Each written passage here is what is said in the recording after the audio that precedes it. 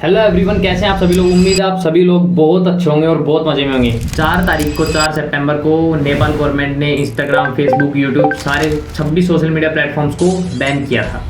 उसी का नतीजा कल निकला है। बेसिकली वहाँ की यूथ जो है वो भड़क चुका था। जेन जी जिसे बोलते हैं अपन, बेसिकली जेन जी, ठीक है। तो वो भड़क चुका था एंड उसने प्रोटेस्ट कर दिया वहाँ पे, और नेक्स्ट लेवल प्रोटेस्ट हो गया। इतना हाई, इतना बड़ा प्रोटेस्ट हो गया, यानी कि 19 लोगों की डेथ हो चुकी है वहाँ पे।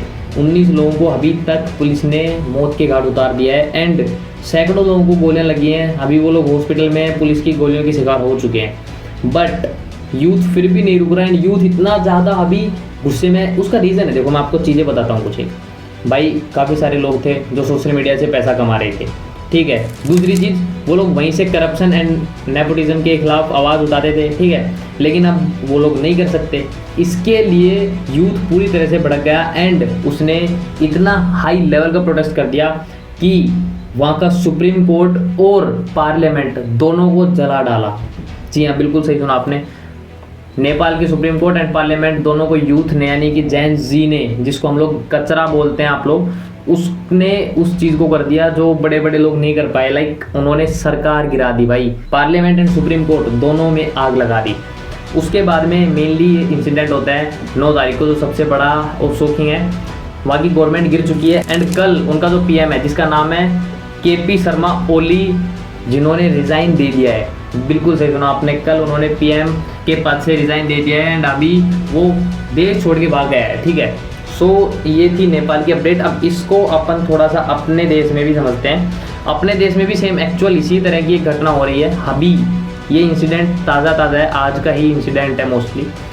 बिहार के अंदर यूथ प्रोटेस्ट कर रहा था। TRE-4 के एस्पिरेंट्स इसके खिलाफ प्रोटेस्ट कर रहे थे। बिहार में भी प्रोटेस्ट चल रहा है, काफ़ी सारे प्रोटेस्ट हैं इंडिया में, लेकिन हाँ ये अभी बहुत ही नया प्रोटेस्ट है एंड बहुत नेक्स्ट लेवल का इसमें सिस्टम निकल के आया है।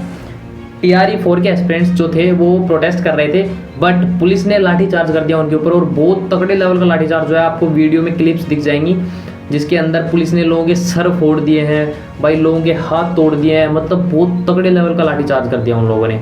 तो ये मतलब मैं समझ नहीं रहा हूँ कि देश डिक्टेटरशिप की तरफ चलता जा रहा है धीरे धीरे, या फिर क्या सिस्टम हो रहा है। आप लोग कमेंट करके बताओ क्या चीज़ है ये, क्या चीज़ नहीं है। क्योंकि दिनों दिन आप भी देख रहे हो देश में पूरी तरह से मतलब सब कुछ उथल पुथल चल रही है। तो ये चीज़ सही नहीं है, 1% भी सही नहीं है। बट मेरा काम आपको ये अपडेट देना था। मैं ये चीज़ भी कह सकता हूँ, मैं कोई राय देने वाला नहीं हूँ, तो मेरी राय को कोई सामने अपने 100% मत लेके चलो। मैं पहले डिस्क्लेमर दे देता हूँ कि भाई मेरी राय आप लोग मत लेके चलो, आप खुद से रिसर्च करो, सारी चीज़ें करो। बट मेरा काम है बताने का, जो चीज़ मैं बता रहा हूँ कि TRE-4 के एस्पिरेंट्स ने प्रोटेस्ट किया, उनके ऊपर लाठीचार्ज हुआ। आप लोग जाके चेक कर सकते हो न्यूज़ में भी, ठीक है। सो इसके बाद में जो बात आती है वो है मोदी के भाषण की। मोदी गवर्नमेंट, मोदी जी की माता जी को गाली दी है किसी ने। बिहार के अंदर कांग्रेस के स्टेज के ऊपर खड़ा होके कोई इंसान जिसने गाली वाली दी है, अभी वो पकड़ा पकड़ी जा चुका है, सारा कुछ हो चुका है। मोदी जी फॉरेन में थे, मोदी जी आए, मोदी जी ने 1 से 1.5 घंटे का इंटरव्यू भी किया उस गाली के ऊपर कि भाई ऐसे ऐसे मेरी माँ को गाली दी गई है, वो अभी देश में नहीं है। मैं मानता हूँ कि गलत है, लेकिन मोदी जी सबसे बड़ी चीज़ ये मानता हूँ मैं कि आपने इस बात के लिए 1 से 1.5 घंटे का टाइम निकाल दिया। मगर जितने भी यूथ प्रोटेस्ट कर रहे हैं, अभी SSC स्कैम था, उससे पहले भी नीट स्कैम एंड काफ़ी सारी चीज़ें थी, उनके ऊपर आप एक बार भी नहीं बोले। किसान आंदोलन था, उसके ऊपर आप एक बार भी नहीं बोले। मगर जब बात आती है, आपको इतनी सी बात किसी भी थर्ड पर्सन ने कह दी, तो दूसरी पार्टीज के खिलाफ बोलने की तो आप फट से आए। आपने 1-1.5 घंटे का भाषण दिया कि कांग्रेस के मंच पे ये सब बोला गया है। तो आप खुद एक बार रिमेंबर कीजिए, आपने भी राहुल गांधी जी की माता जी को बहुत कुछ उल्टा सीधा कहा है।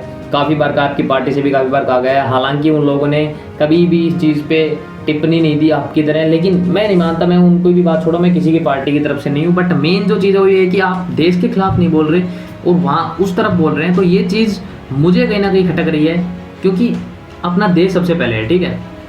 तो उस चीज़ पे आपको फोकस करना चाहिए, जो कि आपने नहीं किया। चलो उस चीज़ को भी छोड़ते हैं, मेरा काम था बताने का, मैंने बता दिया है। अभी जो मेन चीज़ आती है वो ये है कि एक नया अपडेट निकल के आ रहा है, ये चौथा अपडेट है कि राहुल गांधी जी जो है उन्होंने सोशल मीडिया पे पोस्ट डाली है, आपको दिख भी जाएगा स्क्रीन पे, नए ब्लास्ट के लिए हाइड्रोजन बम आ रहा है। जैसे अभी उन्होंने वोट चोरी का स्कैम एक्सपोज किया है, तो अभी वो कह रहे हैं कि एक नया स्कैम एक्सपोज या फिर नया कोई ब्लास्ट करने वाले हैं।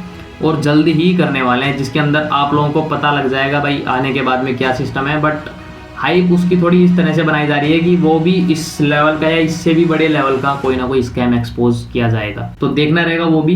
बाकी अगर रियलिटी में इतने बड़े बड़े स्कैम्स एक्सपोज हो रहे हैं तो भाई कहीं ना कहीं गड़बड़ है देश में।